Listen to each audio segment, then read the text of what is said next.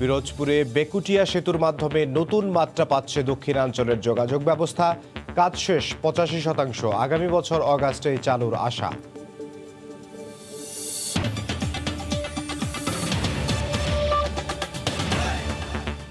প্রধানমন্ত্রী শেখ হাসিনা বলেছেন, এতিমের সম্পদ আত্মসাৎকারী বেগম খালেদা জিয়াকে বাসায় থেকে চিকিৎসা নিতে দিয়ে যথেষ্ট সহানুভূতি দেখিয়েছে সরকার।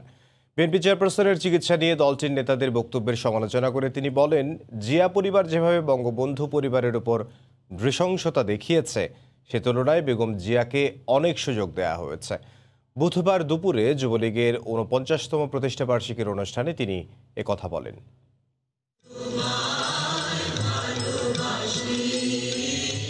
বুধবার দুপুরে রাজধানীর কৃষিবিদ ইনস্টিটিউট মিলনায়তনে শুরু হয় যুবলীগের ৪৯তম প্রতিষ্ঠাবার্ষিকীর আলোচনা সভা। গণভবন থেকে ভার্চুয়ালি সেখানে যোগ দেন দলের সভাপতি ও প্রধানমন্ত্রী শেখ হাসিনা। প্রধানমন্ত্রীর বক্তৃতায় উঠে আসে জিয়া পরিবারের দুর্নীতি ও অন্যায়ের কথা। ১৫ই আগস্ট জন্মদিন পালন, যুদ্ধ অপরাধীদের রাষ্ট্র ক্ষমতায় বসানো, ২১শে আগস্টের বোমা হামলা, দুর্নীতি সহ বিএনপি চেয়ারপারসন বেগম খালেদা জিয়ার অতীত কর্মকাণ্ড তুলে ধরেন তিনি। জিয়াউর রহমান সেটা সম্পূর্ণভাবে জাতিপিতার হত্যার সাথে জড়িত, এতে কোনো সন্দেহ ছিল না। তারা এটা বলতে চায় যে স্বাধীনতা আনাটাই যেন ভুল ছিল, অর্থাৎ পাকিস্তানের প্রদেশটা থাকলেই ভালো ছিল। বাংলাদেশ সে বাংলা ভাই এবং সন্ত্রাস জঙ্গিবাদ সৃষ্টি করেছে। ৬৪ জেলার মধ্যে ৬৩ জেলায় বোমা হামলা করিয়েছে, দিনের পর দিন অত্যাচার করেছে। আবার সেই অত্যাচারের ভিডিও নিয়ে খালেদা জিয়া তারেক জিয়া দেখে তারা উৎফুল্ল হয়েছে। শেখ হাসিনা বলেন, দুর্নীতির দায়ে সাজাপ্রাপ্ত বেগম জিয়া পরিবারের অনুরোধে প্রধানমন্ত্রীর নির্বাহী আদেশে তাকে বাসায় থেকে চিকিৎসার সুযোগ দিয়েছে সরকার। কষ্টটা দেবার জন্যই তো খালেদা জিয়া ১৫ই আগস্ট তার জন্মদিবস পালন করে। তা আমার কাছ থেকে আর কত আশা করে, তারা কিভাবে আশা করে, সেটাই আমার প্রশ্ন। খালেদা জিয়ার বড় বোন ভাই আমার কাছে এসেছে, রেহানাও আমার সাথে উপস্থিত ছিল। আমরা যতটুকু দিছি, তাকে যে বাসায় থাকতে দিয়েছি, তাকে যে ইচ্ছা মতো হাসপাতালে ইচ্ছে চিকিৎসা করছে, এটাই কি যথেষ্ট না? এটাই কি অনেক বড় উদারতা আমরা দেখাইনি? ডাক্তার মুরাদ হাসানের ২ বছর আগের ফোনালাপ কিভাবে সামাজিক মাধ্যমে ফাঁস হলো তা খতিয়ে দেখা হচ্ছে। প্রয়োজনে চিত্রনায়িকা মাহিয়া মাহিকেও জিজ্ঞাসাবাদ করা হবে বলে জানিয়েছে র্যাব। এদিকে মুরাদের সংসদ সদস্য পদের বৈধতা চ্যালেঞ্জ করে হাইকোর্টে রিট করেছেন এক আইনজীবী। আওয়ামী লীগের কার্যনির্বাহী সদস্য পদ থেকেও অব্যাহতি দেওয়া হয়েছে ডক্টর মুরাদ হাসানকে। সাম্প্রতিক নানা বিতর্কিত কর্মকাণ্ডের কারণে প্রধানমন্ত্রীর নির্দেশে মঙ্গলবার তথ্য ও সম্প্রচার প্রতিমন্ত্রীর পদ থেকে পদত্যাগ করেন ডাক্তার মুরাদ হাসান। আর সে পদত্যাগপত্র রাষ্ট্রপতি গ্রহণ করায় মঙ্গলবার রাতে প্রজ্ঞাপন জারি করে মন্ত্রিপরিষদ বিভাগ। বুধবার সকালে বদলে যায় সচিবালয়ে ডাক্তার মুরাদ হাসানের কার্যালয়ের অবয়ব, সরিয়ে ফেলা হয় নাম ফলকও। এদিকে বিভিন্ন বিতর্কিত বক্তব্যের কারণে ডাক্তার মুরাদ হাসানের সংসদ সদস্য পদে থাকার বৈধতা চ্যালেঞ্জ করে হাইকোর্টে রিট আবেদন করেছেন এক আইনজীবী। তিনি সংবিধান সম্পর্কে যে সমস্ত কথাবার্তা বলেছেন এবং যে সমস্ত ডেরিগেটরি কমেন্টস করেছেন, তাতে তার শপথ ভঙ্গ হয়েছে এমপি হিসাবে এবং মন্ত্রী হিসাবে। অভিনয়শিল্পী ইমন ও মাহিয়া মাহির সঙ্গে ডাক্তার মুরাদ হাসানের বিতর্কিত ফোনালাপ ফাঁসের ঘটনায় ইমনকে ৪ ঘন্টা জিজ্ঞাসাবাদের পর র্যাব বলছে ২ বছরেরও বেশি সময় আগের ফোনালাপ হঠাৎ কিভাবে সামাজিক যোগাযোগ মাধ্যমে ছড়িয়ে পড়লো তা খতিয়ে দেখা হচ্ছে। সেটি কিভাবে সামাজিক যোগাযোগ মাধ্যমে আসলো এবং কোন লিঙ্ক বা সামাজিক যোগাযোগ মাধ্যমে কোন পেজে প্রথম আপলোড হয়েছে, এইগুলি আমাদের মূলত আমাদের উদ্দেশ্য ছিল বের করা। কারণ আপনারা জানেন যে ডিজিটাল নিরাপত্তা আইন ২০১৮ অনুযায়ী এটা একটা অপরাধ। প্রয়োজনে মাহিয়া মাহিকেও জিজ্ঞাসাবাদ করা হবে বলে জানায় র্যাব। পিরোজপুরের কচা নদীর উপর নির্মিত বেকুটিয়া সেতুর মাধ্যমে নতুন মাত্রা পাচ্ছে দেশের দক্ষিণাঞ্চলের যোগাযোগ ব্যবস্থা। সেতুর ৮৫% কাজ ইতোমধ্যে শেষ হয়েছে। এটি চালু হলে বরিশালের সঙ্গে খুলনার নিরবচ্ছিন্ন যোগাযোগ স্থাপিত হবে। পিরোজপুর থেকে জিয়াউল হকের পাঠানো তথ্য ও ছবি নিয়ে রিপোর্ট। ৭টি উপজেলায় প্রায় ডজন খানেক নদী নিয়ে গঠিত দেশের দক্ষিণাঞ্চলের অন্যতম কৃষি প্রধান জেলা পিরোজপুর। যে কোনো উপজেলায় যেতে হলে পার হতে হয় নদী। এজন্য সুনির্দিষ্ট গন্তব্যে পৌঁছাতে দীর্ঘ সময় লাগে। জেলার যোগাযোগ ব্যবস্থার উন্নয়নে সদরের কুমিরমারা ও কাউখালী প্রান্তের বেকুটিয়াই পয়েন্টে নির্মিত হচ্ছে অষ্টম বাংলাদেশ চীন মৈত্রী সেতু। 2017 সালের শেষ দিকে সেতু নির্মাণ কাজ শুরু হয়। ইতোমধ্যে সেতুটির 85% কাজ সমাপ্ত হয়েছে। চলতি অর্থবছরেই শতভাগ নির্মাণ কাজ শেষ করে আগস্টে যান চলাচলের জন্য সেতু খুলে দেওয়ার আশা প্রকল্প সংশ্লিষ্টদের। জুন 2022-এর মধ্যে আশা করা যায় কাজটি শেষ হবে। এই বৃষ্টি হলে পরে দক্ষিণ অঞ্চলের পিরোজপুর সহ সকল জেলার মানুষের আর্থসামাজিক উন্নয়নে ব্যাপক গুরুত্বপূর্ণ ভূমিকা রাখবে। সেতুটি চালু হলে বরিশালের সাথে খুলনার নিরবিচ্ছিন্ন যোগাযোগ স্থাপন সহ কুয়াকাটা সমুদ্র সৈকত, পায়রা ও মোংলা স্থলবন্দরে সরাসরি সড়ক সংযুক্ত করবে। মাত্র 1.5 থেকে 2 মিনিট এই ব্রিজ একটা গাড়ি অতিক্রম করতে পারে এবং এই শহর শিল্পনগরীতে পরিণত হবে। বিভিন্ন কলকারখানা স্থাপন হবে। জমির দাম ইতিমধ্যে বেড়ে গিয়েছে এবং অনেক মানুষ আসতেছে জমি ক্রয় করার জন্য, বিভিন্ন মিল ফ্যাক্টরি করার জন্য। চীন সরকারের সহযোগিতায় নির্মিত 998 মিটার দীর্ঘ অষ্টম বাংলাদেশ চীন মৈত্রী সেতুটি নির্মাণে খরচ হবে প্রায় 809 কোটি টাকা। সময় সংবাদ, পিরোজপুর। নারী জাগরণের অগ্রদূত বেগম রোকেয়ার বাবা জহিরুদ্দিন মোহাম্মদ আবু আলী সাবের ছিলেন বিখ্যাত জমিদার। দেশের বিভিন্ন অঞ্চলে তার জমি ছিল মাইলের পর মাইল। শুধু রংপুরের পায়রা বন্দেই তার জমিদারি বিস্তৃত ছিল প্রায় 41 বর্গ মাইল এলাকা জুড়ে। জমিদারি প্রথা বিলুপ্ত হওয়ার পর তার স্মৃতি বিজড়িত বাড়ি, বাবার কবর, মসজিদ, পুকুর সহ সবকিছু এখন দখলদারদের কবলে। তারিকুল ইসলামের ছবিতে রতন সরকারের রিপোর্ট।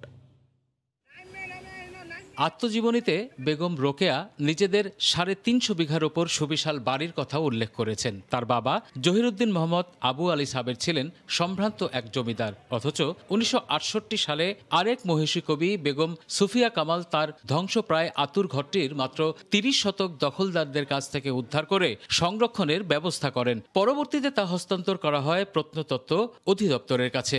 এর চারপাশে প্রাচীর তুলে দায়িত্ব সারলেও শেষ স্মৃতিটুকু সংরক্ষণে আর কোনো উদ্যোগ দেখা যায়নি তাদের। এখানে বেগম রোকেয়ার পৈতৃক ভিটায় শুধু তার পৈতৃক আমলের কিছু ধ্বংসাবশেষ আছে, এছাড়া আর কিছু নাই। আতুর ঘর বলে কথিত যে জায়গাটা আছে, এই জায়গাটা নিয়েও প্রত্নতত্ত্ব অধিদপ্তর কিন্তু মশকরা করতেছে। আইনের মারপ্যাচ আর ফাঁক ফোকরে বসতবাড়ির সমস্ত জমির মালিকানা দাবি করে উল্টো মসজিদ, রোকেয়ার বাবার কবরের জমি দান করার মহত্ব প্রকাশ করছেন অভিযুক্তরা। 1920 সালের মধ্যেই তারা কিন্তু তাদের সম্পত্তি তারা অনেকটা বিক্রি করে তারা চলে যায়। আমাদের জমি, আমাদের সব কিছু, আমরা দখল করবো কেন? মসজিদ করে দিছি আমরাই, ওখানে মাদ্রাসা করতেছি আমরা। মহিষীর আতুর ঘরটি বেগম রোকেয়া স্মৃতি ও গবেষণা কেন্দ্রের সঙ্গে অঙ্গীভূত করতে চিঠি চালাচালির কথা জানালেন কেন্দ্রের পরিচালক। জমি ও সম্পদ উদ্ধারের আশ্বাস মিলল জেলা প্রশাসকের কাছ থেকে। বেগম রোকেয়া স্মৃতি কেন্দ্রের সাথে একীভূত করার জন্য প্রস্তাব প্রেরণ করেছি এবং এটি মন্ত্রণালয়ের সক্রিয় বিবেচনাধীন রয়েছে। আমাদের উপজেলা নির্বাহী অফিসারকে আমরা ওই জমি সংক্রান্ত বিষয়গুলো তাকে দায়িত্ব দেওয়া হয়েছে এবং সেই তথ্য পেলে আমরা সেই পরবর্তী কার্যক্রম, মামলা বা আমাদের অন্যান্য কার্যক্রমগুলো নিব, দখল উদ্ধার বা অন্যান্য বিষয় যদি থাকে। রোকেয়ার বাবার জমিদারি ছিল টাঙ্গাইল, সিরাজগঞ্জ, পাবনা সহ দেশের বিভিন্ন অঞ্চলে। আর এই পায়রাবন্দ পরগনায় জমিদারি ছিল তার 40.66 বর্গ কিলোমিটার এলাকা জুড়ে। রতন সরকার। 4 দিনের সফরে এখন চট্টগ্রামে মার্কিন নৌবাহিনীর যুদ্ধ জাহাজ টুলসা বুধবার দুপুরে বঙ্গোপসাগরের বহির্নোঙর থেকে বন্দরের 5 নম্বর জেটিতে নোঙর করে জাহাজটি অংশ নেবে বাংলাদেশ যুক্তরাষ্ট্র যৌথ প্রশিক্ষণ ও মহড়ায়। এতে সুসম্পর্ক উন্নয়নের পাশাপাশি উভয় দেশের নৌবাহিনীর প্রযুক্তিগত সক্ষমতা বাড়বে বলে আশা সংশ্লিষ্টদের।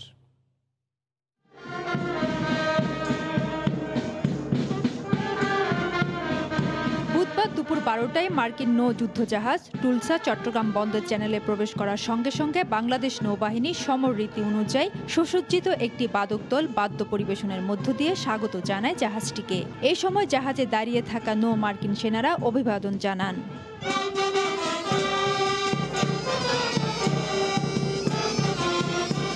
পরে 8 ঘন্টা সময় নিয়ে চট্টগ্রাম বন্দর জেটিতে নোঙর করে টুলসা। এই সময় আনুষ্ঠানিকভাবে মার্কিন নৌ জাহাজ টুলসাকে স্বাগত জানান চট্টগ্রাম নৌ অঞ্চলের chief staff officer captain Masudul Karim Siddiqui. শুভেচ্ছা স্মারক হিসেবে ফুল দেন জাহাজটির অধিনায়ক কমান্ডার উইলিয়াম ডিভোরেককে। মহড়া শেষে জাহাজটি আগামী 11 ডিসেম্বর বাংলাদেশ ত্যাগ করার কথা রয়েছে। মার্কিন এই নৌ যুদ্ধজাহাজের সফরের মধ্য দিয়ে উভয় দেশের নৌবাহিনীর মধ্যে বিদ্যমান সম্পর্কের উন্নয়নের পাশাপাশি প্রযুক্তিগত সক্ষমতা আদান প্রদান হবে বলে মনে করছেন সংশ্লিষ্টরা। ফেরদৌস লিপি, সময় সংবাদ, চট্টগ্রাম। পদ্মা সেতু এড়িয়ে শিমুলিয়া মাঝিরকান্দি নতুন রুটে পরীক্ষামূলক ফেরি চলাচল শুরু হয়েছে। তবে দুর্ভোগ কমাতে ফেরি বাড়ানো সহ পুরোদমে সার্ভিস চালুর দাবি ঘাট ব্যবহারকারীদের। শিমুলিয়া থেকে মাঝিরকান্দি নৌপথে মঙ্গলবার রাতে পরীক্ষামূলক ফেরি সফলভাবে চলাচল করে। তাই বুধবার ভোর 6টায় শিমুলিয়া থেকে রওনা হয়ে মাঝিরকান্দি যানবাহন পারাপার করে আবার যানবাহন নিয়ে সকাল 9টায় ফিরে আসে ফেরি কুঞ্জলতা। 18 আগস্ট থেকে শিমুলিয়া বাংলাবাজার রুটে ফেরি চলাচলে তৈরি হয় অচল অবস্থা। 8 নভেম্বর থেকে দিনের বেলায় প্রথমে 10 ঘন্টা, মঙ্গলবার থেকে 8 ঘন্টা করে চলাচল করে। শিমুলিয়া থেকে নতুন রুটে রাতে ফেরি ছেড়েছে 110 দিন পর। দুর্ভোগ লাঘবে পদ্মা সেতু এড়িয়ে নতুন রুটে রাত দিন পুরোদমে ফেরি চালুর প্রক্রিয়া চলছে এখন। এতে খুশি ঘাট ব্যবহারকারীরা। নতুন করে চালু হয়েছে, আমাদের যাতায়াতটা আরো সুবিধা হয়ে গেল, অনেক সুন্দর, অনেক জলদি যেতে পারুম। একটু কষ্ট হচ্ছে, তারপরও আমাদের নিজেদের নিরাপত্তার জন্য আমরা আপাতত ভালো লাগছে। যদি এই 6 মাসের মধ্যে যদি অন্যত্র ঘাটের ব্যবস্থা হয় যে না ওই ঘাটটা চালু হলে আরো 2-4টে ফেরি বাড়ানো যাবে, অবশ্যই সেটা হবে।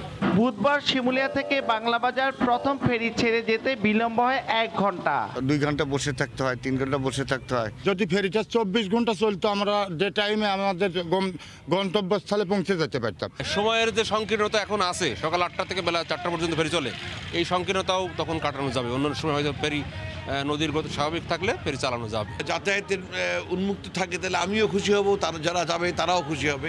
তবে সরকার যে নিয়ম নীতি সেটা আমাদের সবারই মানা উচিত বলে আমি মনে করি। শিমুলিয়া থেকে পদ্মা পারাপারে চলাচল করছে 4টি ফেরি, 87 লঞ্চ ও 101 স্পিড বোট। শিমুলিয়া থেকে বাংলাবাজারের দূরত্ব প্রায় 11 কিলোমিটার, আর নতুন রুট শিমুলিয়া মাঝিরকান্দির দূরত্ব মাত্র 8 কিলোমিটার।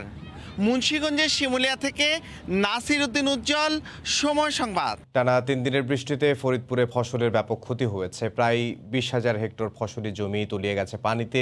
এতে চরম ক্ষতির মুখে পড়েছেন কৃষকরা, দিশেহারা হয়ে পড়েছেন তারা। সমর ইসলামের তথ্য ও ছবি নিয়ে রিপোর্ট।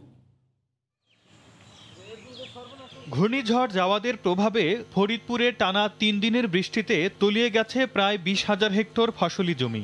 ধান, পেঁয়াজ, ধনিয়া, সরিষা সহ রবি শস্যের ব্যাপক ক্ষতি হয়েছে। কিছুদিন পরেই ফসল ঘরে তোলার কথা থাকলেও হঠাৎ বৃষ্টিতে নষ্ট হয়েছে। এতে লাখ লাখ টাকা ক্ষতির দুশ্চিন্তায় মাথায় হাত কৃষকের। 20-22 বিঘা ধানের চারা দেওয়া হয়েছে। সব মনে করেন যে আমার ঋণের মাধ্যমে ধানের বীজগুলো আইনে চারা দিছি, সব তলাই গেছে। পৌষ মাসে এরকম বৃষ্টি আমার জীবনে কোনো জন্য দেখিনি। এই ধানটা যখন কাটছি তখন থেকে শুরু হয়েছে বৃষ্টি, আমি ধানটা উঠানোর সুযোগ পাইনি। এই যে ধানগুলা গেজে গেছে, ধানগুলো আমরা বিক্রি করব কিভাবে আর আমরা খাবো কিভাবে? বৃষ্টির কারণে কৃষকের ক্ষতি পুষিয়ে নিতে সব ধরনের সহযোগিতার আশ্বাস দিয়েছেন জেলা কৃষি কর্মকর্তা। আমরা কৃষকদেরকে বলবো যে এই ফসলের ক্ষতিটা কিভাবে কাটিয়ে আবার নতুন ফসল বা অন্য ফসল আবাদ করা যায় সে ব্যাপারে পরামর্শ দেব। ক্ষতি নিরূপণের পরবর্তীতে আমরা সরকারকে জানাবো কি পরিমাণ ক্ষতি হয়েছে কোন ফসলে। জেলা কৃষি বিভাগের তথ্য মতে জেলায় এবার 68,000 হেক্টর জমিতে ধান, পেঁয়াজ, আলু, সরিষা সহ বিভিন্ন ফসলের আবাদ হয়েছে। সময় সংবাদ, ফরিদপুর। ঘূর্ণিঝড় জাওয়াদের প্রভাবে কিশোরগঞ্জের ভৈরবে কয়েকদিনের টানা বৃষ্টিতে রোপা আমন ও সরিষা সহ মৌসুমি ফসল ও শাকসবজির ব্যাপক ক্ষয়ক্ষতি হয়েছে। চলতি বছর উপজেলার 7টি ইউনিয়নে প্রায় 2450 হেক্টর জমিতে সরিষা এবং 850 হেক্টর জমিতে আলু সহ বিভিন্ন ধরনের শাকসবজির আবাদ করা হয়। তবে গত কয়েকদিনের টানা বৃষ্টিতে নষ্ট হয়ে গেছে সব সবজি ও ফসল। এই অবস্থায় উপসহকারী কৃষি কর্মকর্তা নানা পরামর্শ দিচ্ছেন কৃষকদের। কৃষি বিভাগ মনে করছে বৃষ্টি আর না হলে জমির পানি বের করে পরিমাণ মতো সার ও ছত্রাকনাশক ব্যবহার করলে ক্ষতি কিছুটা কমে আসবে।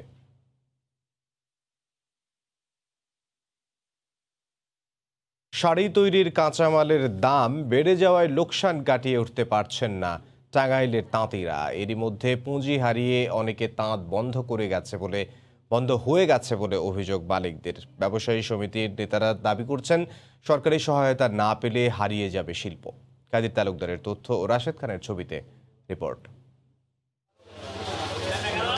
নানা প্রতিকূলতার কারণে লোকসান যেন পিছুই ছাড়ছে না টাঙ্গাইলের তাঁত ব্যবসায়ীদের। করোনার কারণে গেল বছর হাটবাজার দীর্ঘ বন্ধ থাকায় লাখ লাখ টাকার উৎপাদিত শাড়ি বিক্রি করতে পারেননি তারা। সে ধকল কাটিয়ে উঠতে না উঠতেই বন্যায় ক্ষতিগ্রস্ত হন তারা। পুঁজি হারিয়ে পথে বসেন অনেকে। আবারও ধার দেনা করে কাজ শুরু করলেও সুতা ও শাড়ি তৈরির উপকরণের দাম বেড়ে যাওয়ায় লাভের মুখ দেখছেন না তারা। লসে আছি, এখন তো লস, ব্যবসা বাণিজ্য নাই, ব্যবসা মোটেই নাই। মানে সুতার দাম বেশি, আমরা কাপড় নেয় না, কাপড়ের দাম মেলা বেশি হয়েছে, কাস্টমার না ঘুরে যায়। হাটে যে কাপড় চোপড় নিয়ে আসি বেচতে পারি না, জিনিসের দাম বেশি, কাপড়ের দাম কম, সবকিছুর দাম বেশি। আমরা কাপড়ে পরন ফালা বেচা বিক্রি করতে পারছি না। এদিকে দূর দূরান্তের পাইকারি ব্যবসায়ীরা জানান প্রতিটি শাড়ির দাম বেড়েছে, তাই বেচা বিক্রি কমে যাওয়ায় লাভবান হতে পারছেন না তারা। যে মাল আপনি 300 টাকা কিনেছি সে মাল 450 টাকা করে কিনতে হয়েছে। প্রতিটা মালে সারা বাড়তি এখন আমাদের এখন পুষতেছে না, কারণ কাস্টমাররা বোঝাইতে আমাদের খুব কষ্ট হচ্ছে। দ্রুত ক্ষতিগ্রস্ত তাঁতিরা স্বল্প সুদে ঋণ সহ সরকারি সহায়তা না পেলে অচিরেই এ তাঁত শিল্প বিলুপ্ত হয়ে যাওয়ার আশঙ্কা ব্যবসায়ীদের। অনেক তাঁত বন্ধ হয়ে গেছে। তাঁতিরা এখন সুতার দাম বৃদ্ধির কারণে কাপড়ের দাম বৃদ্ধি করতে হয়। এই কাপড়ের দাম বৃদ্ধির কারণেই অনেক ক্রেতা কমে গেছে। যে জায়গায় অনেক ক্রেতা ছিল কোটে হাটে, এখন অনেক ক্রেতা আসে না তাঁতের দাম, মানে কাপড়ের দাম বৃদ্ধির কারণে। টাঙ্গাইলের করটিয়া হাটে প্রায় 5000 শাড়ির পাইকারি দোকান রয়েছে। স্বাভাবিক সময়ে প্রতি হাটে প্রায় 500 কোটি টাকার শাড়ি বিক্রি হয়। সময় সংবাদ, টাঙ্গাইল। ঠাকুরগাঁওয়ে রাসায়নিক সারের কৃত্রিম সংকট দেখিয়ে কৃষকদের থেকে অতিরিক্ত অর্থ আদায়ের অভিযোগ উঠেছে। কৃষকদের দাবি, ঠাকুরগাঁওয়ে সারের চাহিদা অন্যান্য জেলার তুলনায় একটু বেশি। এই সুযোগকে কাজে লাগিয়ে গেল বুড়ো মৌসুম থেকে কৃষকদের জিম্মি করে আসছে অসাধু ব্যবসায়ীরা। সরকার নির্ধারিত মূল্যের চেয়ে প্রকারভেদে বস্তা প্রতি কিনতে হচ্ছে 100 থেকে 500 টাকা বেশি দিয়ে। এই অবস্থায় প্রশাসনের পক্ষ থেকে নিয়মিত অভিযান পরিচালনার মাধ্যমে অর্থদণ্ড করা হলেও কিছুতেই কমছে না দাম। সার কিনে অবস্থা খারাপ, পার বস্তায় 200 টাকা করে বেশি আছে। বেশি দামে হলে আমরা সার পাচ্ছি না, হলে কিন্তু পাচ্ছি না। এখন আমরা কৃষকগুলো কি করব? ডিলাররা আসতেছে, কন্টিনিউ সার আমরা দিচ্ছি, এখানে সারের কোনো সংকট নাই। গতকালকেও জরিমানা করা হয়েছে এবং আজকেও আমাদের মোবাইল কোড করে অর্থদণ্ড দেওয়া হয়েছে এবং আমরা এটা আরো কঠোর করব। মাদারীপুরে আগামী শনিবার শুরু হচ্ছে 4 দিন ব্যাপী vitamin A capsule A+ campaign কর্মসূচি। গতকাল দুপুরে জেলা সিভিল সার্জন নিজ কার্যালয়ে সংবাদ সম্মেলনে এই তথ্য জানান। এবছর জেলার 6 থেকে 11 মাস বয়সী 22,600 শিশুকে একটি করে নীল রঙের ক্যাপসুল খাওয়ানো হবে এবং 1 থেকে 5 বছর বয়সী 1,51,500 শিশুকে লাল রঙের ভিটামিন এ ক্যাপসুল খাওয়ানো হবে। আগামী 11 ডিসেম্বর শুরু হয়ে ক্যাম্পেইনটি চলবে 14 ডিসেম্বর পর্যন্ত। পাহাড়ের মাটি ও আবহাওয়া উপযোগী হওয়ায় সরকারি বেসরকারি উদ্যোগে বান্দরবানে বাড়ছে কাজু বাদামের আবাদ। আর কৃষকদের সুবিধার্থে গড়ে উঠেছে কাজু বাদাম প্রক্রিয়াজাত কারখানা। কিন্তু সম্প্রতি কাঁচামালের অভাবে বন্ধ হয়ে গেছে 3 পার্বত্য জেলার একমাত্র কাজু বাদাম কারখানাটি। এতে বেকার হয়ে পড়েছেন শতাধিক শ্রমিক। বান্দরবান থেকে NA জাকিরের পাঠানো তথ্য, ছবিতে রিপোর্ট। বান্দরবান শহরের পশ্চিম বালাঘাটায় 20 শতক জায়গার উপর গড়ে উঠেছে 3 পার্বত্য জেলার একমাত্র কাজু বাদাম প্রক্রিয়াজাত কারখানা। কিন্তু সম্প্রতি কাঁচামালের অভাবে বন্ধ হওয়ায় অচল অবস্থায় পড়ে আছে বান্দরবানের কিষান ঘর এগ্রো নামের এ প্রতিষ্ঠানটি। এতে কর্মহীন হয়ে পড়েছেন শতাধিক শ্রমিক। অনেকদিন ধরে কাজ করতেছি, এখন কাজ করি না পারে। কাঁচামালের সংকটে আমরা ফ্যাক্টরিটা বন্ধ হয়ে যাচ্ছে, তো এখন বেকার হয়ে যাচ্ছে আমরা। এখন যদি ফ্যাক্টরি খুলে আমাদের একটু ভালো হয়, লেখাপড়া করার পারবো, সংসার ভালো করে চালাইতে পারবো। আগে যখন কাঁচামাল ছিল তখন প্রতিদিন 200 কেজির মতো কেটে এগুলো প্যাকেট যাতে করে কাজু বাদাম কাঁচা মালটাকে রপ্তানি করা হচ্ছে ফল হিসেবে এবং এতে 20% নগদ সহযোগিতা দেওয়া হচ্ছে, যেটা কারণে আমরা কোনো ফ্যাক্টরি এখন কাঁচামাল পাচ্ছি না বাজারে, যার কারণে আমাদের প্রক্রিয়াজাতকরণ এবং স্থানীয় কর্মসংস্থান সবই এখন বন্ধ হয়ে বসে আছে। কাজেই কাজু বাদামের রপ্তানি আমি মনে করি অবশ্যই বন্ধ করা উচিত। এ অবস্থায় পার্বত্য অঞ্চলে চাষ বৃদ্ধির লক্ষ্যে কাজু বাদাম ও কফি গবেষণা উন্নয়ন নামে একটি প্রকল্প হাতে নিয়েছে সরকার। দেশের চাহিদা মেটানোর জন্য যে পরিমাণে কাজু বাদাম দরকার সেটা কিন্তু আমাদের এখনো উৎপাদন করতে আমরা সক্ষম হইনি। বান্দরবান পার্বত্য জেলায় আমরা ৭৫,০০০ আমরা চারা বিতরণ করেছি এবং কৃষকদেরকে আমরা প্রশিক্ষণও দিয়েছি। আশা করি আমাদের ২-৪-৫ বছর পর যখন আমাদের আবাদের এরিয়া বেড়ে যাবে, উৎপাদনে বেড়ে যাবে। কৃষি বিভাগের তথ্য মতে গত বছর বান্দরবানে ১৮০০ হেক্টর জমিতে কাজু বাদামের আবাদ হয়েছে আর উৎপাদিত হয়েছে ১৩২৩ মেট্রিক টন কাজু বাদাম। ১৯৭১ সালের ৯ ডিসেম্বর পাক হানাদার বাহিনী মুক্ত হয় নেত্রকোনা শহর। এ লক্ষ্যে সেদিন জেলার বিভিন্ন এলাকা থেকে বীর মুক্তিযোদ্ধারা একসঙ্গে জড়ো হন। যুদ্ধ করে শহীদ হন আবু খাঁ, আব্দুস সত্তার ও আব্দুর রশিদ। তাদের স্মরণে জেলায় প্রজন্ম শপথ নামে একটি ভাস্কর্য নির্মাণ করা হয়েছে, যার মাধ্যমে নতুন প্রজন্মের কাছে মুক্তিযুদ্ধের সঠিক ইতিহাস তুলে ধরা সম্ভব হবে বলে মনে করছেন জেলার মুক্তিযোদ্ধারা। মুক্তিযোদ্ধাদের প্রকৃত সংখ্যা ও স্মৃতি বিজড়িত স্থানগুলো নির্ধারণ করে সংরক্ষণের দাবি জানান তারা। যখন মুক্তিযোদ্ধাদের প্রচণ্ড আক্রমণ ৩ দিক থেকে শুরু হলো, তারা ওই বিভিন্ন যানবাহনে ভাগতে শুরু করছে। যদি মুক্তিযুদ্ধকে বাঁচায় রাখতে হয়, মুক্তিযুদ্ধকে বাঁচাইতে হয়, বঙ্গবন্ধুকে বাঁচাইতে হয়, তাইলে নতুন প্রজন্মকে এই দিবসটির সম্পর্কে তাৎপর্য তুলে ধরতে হবে। গাজীপুরে সাধারণ আনসার মৌলিক প্রশিক্ষণ ও সমাপনী কুচকাওয়াজ অনুষ্ঠিত হয়েছে। প্রশিক্ষণ নেওয়া সদস্যরা তাদের মেধা, শ্রম ও দক্ষতা কাজে লাগিয়ে এই বাহিনীকে অনন্য উচ্চতায় নিয়ে যাবেন বলে আশা প্রকাশ করেছেন মহাপরিচালক। জুনায়েদ রুবেলের ক্যামেরায় রাজিবুল হাসানের রিপোর্ট।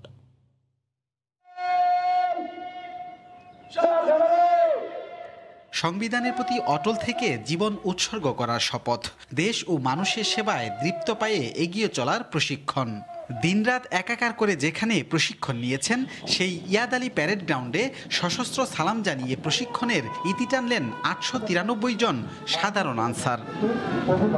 বাহিনীর মহাপরিচালক অভিবাদন মঞ্চে প্রশিক্ষণার্থীদের সালাম গ্রহণ ও এর আগে একটি খোলা জিপে প্রতিটি কন্টিনজেন্ট পরিদর্শন করেন। বুধবার সকালে গাজীপুরের আনসার ভিডিপি একাডেমিতে আয়োজিত অনুষ্ঠানে প্রধান অতিথি হিসেবে বক্তব্য রাখেন বাহিনীর মহাপরিচালক মেজর জেনারেল মিজানুর রহমান শামীম।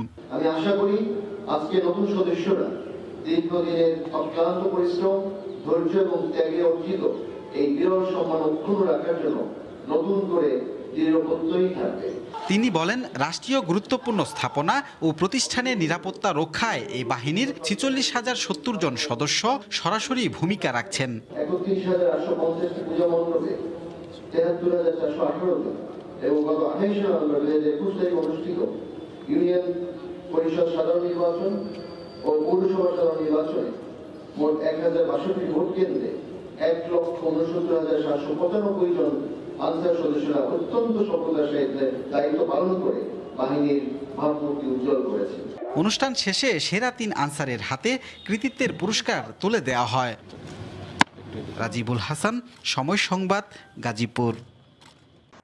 অনেকটাই স্বাভাবিক জীবনে ফিরতে শুরু করা সুইডেনে ওমিক্রনের বিস্তার ঠেকাতে নতুন করে চলাচলে বিধিনিষেধ আরোপ করা হয়েছে। সর্বোচ্চ ১০০-র বেশি মানুষের জনসমাগমে করোনা ভ্যাকসিনের সনদ দেখানো বাধ্যতামূলক করা হয়েছে, যা আগামী বছরের ৩১ মার্চ পর্যন্ত কার্যকর থাকবে। সুইডেন থেকে শফিউল আলমের রিপোর্ট। সুইডেনে নভেম্বরের মাঝামাঝি থেকে করোনা সংক্রমণ বেড়েছে কয়েক গুণ। পার্শ্ববর্তী দেশ ডেনমার্ক, নরওয়ে সহ ইউরোপের অন্যান্য দেশের তুলনায় সুইডেনের করোনা পরিস্থিতি কিছুটা ভালো অবস্থানে থাকলেও নতুন ভ্যারিয়েন্ট ওমিক্রন নিয়ে সতর্ক অবস্থানে রয়েছে দেশটি। এরই মধ্যে নতুন করে করোনা মোকাবেলায় ৩ স্তরের পরিকল্পনা ঘোষণা করা হয়েছে। বাস, ট্রেন সহ গণপরিবহনে চলাচলে মাস্ক ব্যবহার বাধ্যতামূলক করা সহ জনসাধারণের চলাচলে বেশ কিছু বিধিনিষেধ আরোপ করা হয়েছে। সম্ভব হলে ঘরে বসে অফিসের কাজ করা এবং করোনার লক্ষণ দেখা দিলে কাজে না যাওয়া ও করোনা পরীক্ষা করতে বলা হয়েছে। পাশাপাশি চাকরিজীবী ও ব্যবসায়ীদের জন্য করোনায় সরকারের দেওয়া পূর্বের সব সুযোগ সুবিধা পুনরায় কার্যকরের ঘোষণা দেওয়া হয়েছে। সুইডেনে যারা বসবাস করতেছে, সুইডেন সরকার এই ৮ তারিখ থেকে সব রুলস, নতুন যে রুলসগুলো দিছে সেগুলো কার্যকর হবে। তো তারা মূলত সতর্কতার উপরে বেশ গুরুত্ব দিচ্ছে, যে সতর্ক থাকলে হয়তো আমরা এটা অ্যাভয়েড করতে পারবো। বাট অ্যাকচুয়ালি ক্রিসমাস উপলক্ষে বা অন্যান্য তাদের এই নববর্ষ উপলক্ষে যে অ্যারেঞ্জমেন্ট হচ্ছে, যে লাইটিং হচ্ছে, এখানে সবকিছু মিলে সুইডেনের মানুষ কিন্তু মুখে আছে খুব বড় ধরনের একটা সেলিব্রেশনের জন্য। তো তারপর আমরা চেষ্টা করব সবাই যতটা সম্ভব রুলস গুলো মেনে চলার। আমরা এতদিন স্বস্তিতেই ছিলাম সুইডেনে কোভিড ইস্যু নিয়ে, বাট করোনার নতুন ভেরিয়েন্ট ওমিক্রন আসার পর থেকে আমরা একটু চিন্তিত আমাদের ইউনিভার্সিটি, পড়াশোনা এবং জব সেক্টর নিয়ে, যে পরবর্তীতে এটার বিধিনিষেধ কি আসতে পারে। সুইডেনে ইউরোপের বাইরের দেশের নাগরিকদের ভ্রমণ নিষেধাজ্ঞা বহাল রাখা হয়েছে, তবে বাংলাদেশ থেকে পারিবারিক ভিসা ও শিক্ষার্থীদের প্রবেশে কোনো বাধা থাকছে না। শফিল আলম, সময় সংবাদ, সুইডেন। সুইজারল্যান্ডে করোনায় মৃতদের স্মরণে আলোক প্রজ্বলনের আয়োজন করা হয়। করোনা মহামারী শুরুর পর থেকে দেশটিতে মারা গেছেন 11,000-এর বেশি মানুষ। তাদের প্রত্যেকের উদ্দেশ্যে মোমবাতি প্রজ্বলন করা হয়। এদিকে এই আয়োজনের মধ্য দিয়ে করোনার সংক্রমণ ঠেকাতে কঠোর পদক্ষেপ গ্রহণে সরকারকে আহ্বান জানায় সাধারণ মানুষ।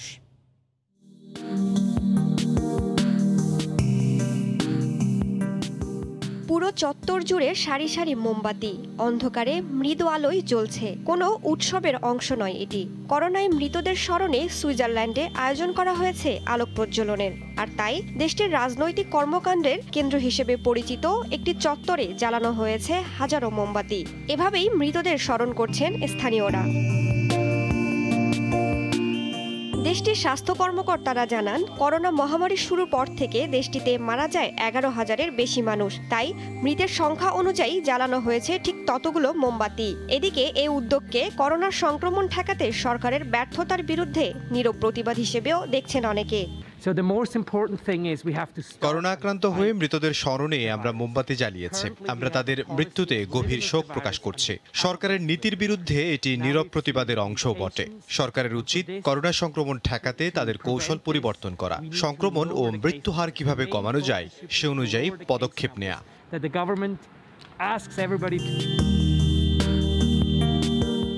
গেল সপ্তাহে সুইজারল্যান্ডে দ্রুত হারে করোনা আক্রান্ত রোগীর সংখ্যা বাড়তে থাকে। এমন পরিস্থিতিতে দেশটিতে বিধিনিষেধ আরোপ করলেও তা প্রতিবেশী দেশ জার্মানি কিংবা অস্ট্রিয়ার তুলনায় শিথিল বলে অভিযোগ স্থানীয়দের। এদিকে গেল নভেম্বরে করোনায় আর্থিকভাবে ক্ষতিগ্রস্তদের অর্থনৈতিক সহায়তা প্রদানে একটি আইন পাশ করা হয়। এছাড়া দেশটির বার, রেস্তোরাঁ ও অন্যান্য জায়গায় যেতে টিকার সনদ দেখানোর নির্দেশ জারি করে প্রশাসন। রাইসা জান্নাত, সময় সংবাদ। ডিপোতে একটি জুটের কারখানায় জুটের গোদামে আগুন লেগেছে এবং ফায়ার সার্ভিসের 6টি ইউনিট কাজ করছে। সে বিষয়ে আমাদেরকে জানাচ্ছিলেন সহকর্মী পার্থপ্রতিম বিশ্বাস। এ পর্যায়ে শীর্ষ সংবাদগুলো জানিয়ে দিচ্ছি আরও একবার। পুরে বেকুটিয়া সেতুর মাধ্যমে নতুন মাত্রা পাচ্ছে দক্ষিণাঞ্চলের যোগাযোগ ব্যবস্থা। কাজ শেষ 85%। আগামী বছর অগাস্টেই চালুর আশা। এই ছিল ভোরের সময়। সঙ্গে থাকুন সময়।